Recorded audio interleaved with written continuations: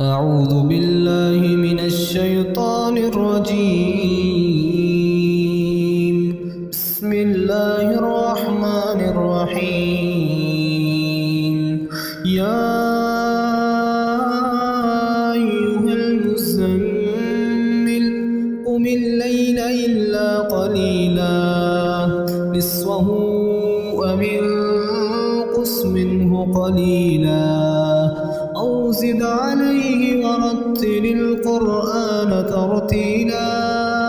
إنا سنلقي عليك قولا ثقيلا إن ناشئة الليل هي أشد وطئا وأقوم قيلا إن لك في النهار سبحا طويلا واذكر اسم ربك وتبتل إليه تبتيلا رب المشرق والمغرب لا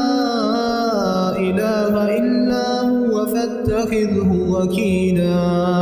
واصبر على ما يقولون واهجرهم هجرا جميلا وذرني والمكذبين أولي النعمة ومهلهم قليلا إن لدينا أنكالا وجحيما وطعاما ذا غصة وعذابا أليما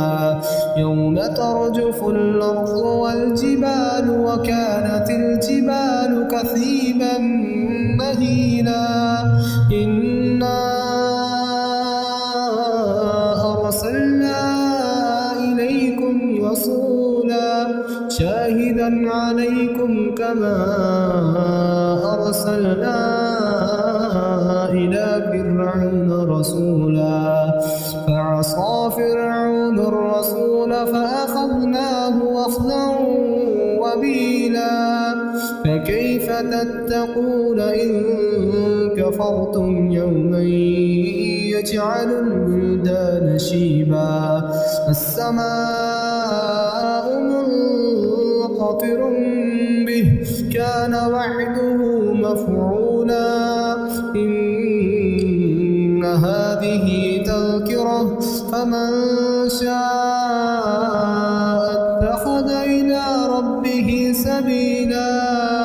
إن ربك يعلم أنك تقوم أدنى من ثلثي الليل ونصفه وثلثه وطائفة من الذين معك والله يقدر الليل والنهار علم أن لن تحصوه فتاب عليكم فاقرؤوا ما تيسر من القرآن علم أن سيكون منكم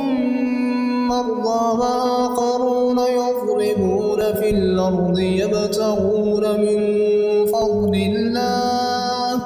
وآخرون يقاتلون في سبيل الله فاقرؤوا ما تيسر منه وأقيموا الصلاة وآتوا الزكاة وأقرضوا الله قرضا حسنا وما تقدموا لأنفسكم من خير تجدوه عند الله عند الله هو خيرا وأعظم أجرا واستغفر الله إن الله غفور رحيم.